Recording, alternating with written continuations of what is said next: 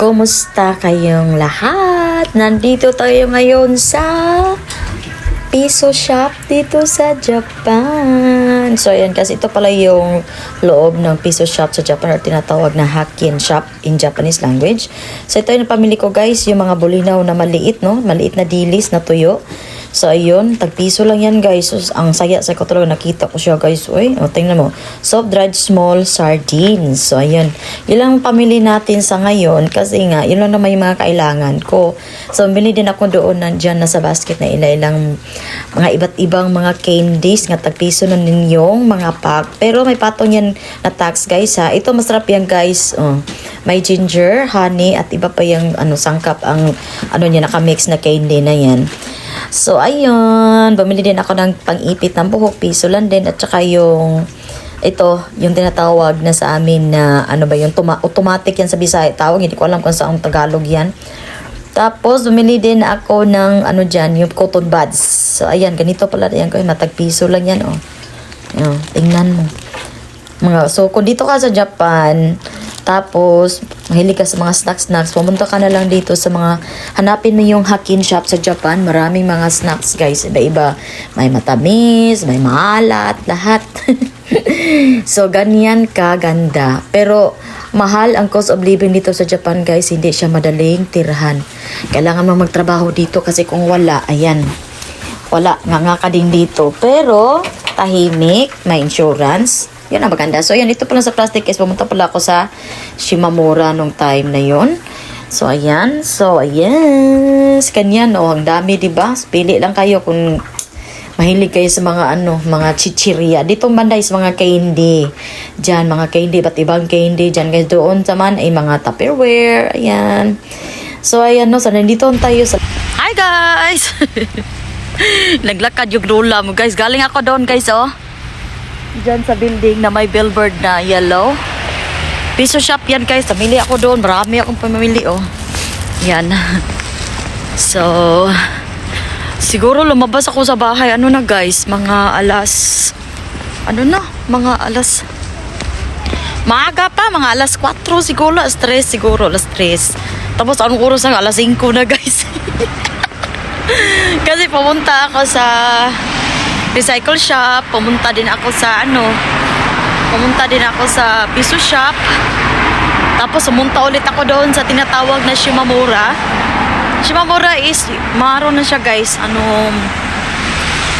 affordable ang mga bilihin doon, mga damit, bag, mga underwear, shoes, lahat nandoon, pang summer at saka pang lamig, tsaka affordable yung mga presyo. So pumunta din ako doon kasi nga tinitingnan ko kung may gusto din ba ako kahit walang pera, di ba? So, ganun lang. So, alam niyo na, pag tayo, pag OFW, so, ganyan lang talaga ang ating ganyan lang ating, ganyan lang ating mga pang stress reliever. Hindi ko kailangan magbili ng mga maraming guys, yung mga mamahaling mga damit or bag. Kasi po mag-invest ako guys, mas pinipili ko yung alahas, mga gold. Oh, ito yung mga building dito, marami. Diyan, so yan. Hindi pa ito city guys ha, sa Japan ha, pa lang to, parang lungsod lang. Pero tahimik, walang kang makitang mga taong nagchismis sa labas. Yun lang, kaganda. Daan tayo kasi may nagbabike, hinto tayo. Yan. So yun na nga. So dito sa Japan, kung gagamit ka ng cellphone, kadalasan magbabike, nasa likod mo mga estudyante, kaya ingat-ingat ka talaga pag maglakad ka guys. Tapos nag-video, nag-record video, titingnan mo yung sa likod kasi baka masagasaan ka ng yung mga bike. Kasalanan mo yan talaga kasi rules dito sa Japan. Kung maglakad ka, dapat careful ka sa lahat ng mga ginagalaw mo para hindi ka makabala ng ibang tao. So ayan, tahimik dito guys, walang nag-inuman sa kilid. Tingnan nyo naman, ganyan. O, diba? traffic. So dito, may park kasi dito guys. Park. Yung ano, yung walking na park. Kung gusto mong mag ano ba. Marami pang tao dito naglakad dito sa park. Ito lang yung park na malapit sa aking ano, apartment. Yan. So ayun oh. Tingnan nyo. Ito, taas yan. Oh, hanggang doon sa dulo yan, nalakarin. Tapos dito, hantay. Hantay meaning yung ano niya. Yung pabaliktad niya. Oh, connection pa din yan guys doon. So, ayan. So, ngayon lang ako nakauwi. Mabigat kaya guys, oh. Alam nyo. Diba? So, ayan ha. Maglakad muna ako pauwi. Kasi, wala tayong sasakyan. Hindi pa tayo nakapasa sa driving school dito sa Japan. Alam nyo guys, dito sa Japan, pag-aaral ko ng driving, pinaka-stricto. Hindi ka madali basta makakuha ng lisensya. Hindi katulad dyan sa Pilipinas na ilang buwan lang, okay na. Dito, pahirapan dito guys. Kaya, kasi bakit pahirapan? Kadalasan kasi na ano, may mga aksidente. Yan, may mga foreigner kasi guys eh. Kaya yun, dapat yung mga foreigner tayo hinihigpitan. Lalo na ngayon ang Prime Minister. Iba na ngayon Prime Minister sa Japan guys. Naghihigpit sa mga foreigner. Kaya ayun. Lakad muna ako guys. Pakita ko sa inyo pagdating ko sa bahay ko na pinamili ko. See you! Hi guys! Good morning! Mayong hapon. So nandito natin sa bahay guys. Oh. So pakita ko na sa inyo ang akin na pamili guys. Una ito. Yan. Itong marine white. Powder ito guys. Powder. Panglaba. Pero hindi ko siya gagamitin sa ano, sa damit panglaba. Bakit? Kasi baka may allergy ito sa aking skin. Kasi first time ko to guys, binibili ako nito dahil imimix ko siya dito sa ito, room freshener. So may mga bowls siya dito guys, with bowls na may mga aroma na siya. 3 yung binili ko. Ayan. Lagay ko 2 sa kwarto at isa dito sa sala. So bakit? I-mix ko siya dito. I-mix ko to dito sa loob itong powder kasi ang bango. Grabe ang bango. Ito, piso-piso lang to guys. Pero ang ano niya, ang may tax siya na parang 10 yen. May tax. So, pumili ako ng ginger, iba-ibang candy. Ito, Nodoami. So, ito, iba-ibang ano, may lemon, iba-ibang flavor. May orange. Yan, orange siya. So, Nodoami. In Japanese, Nodoami ang tawag. Kung yung mga, nasa ano mo, yung mga ano kasalamunan mo, parang nagda-dry or something na parang hindi mo maintindihan. So, kakain ka lang ng candy na tinatawag na Nodoami, especially kung ginger, yung flavor. Yan, ano yan, pakakatulong na kakahinga ka ng kaunti.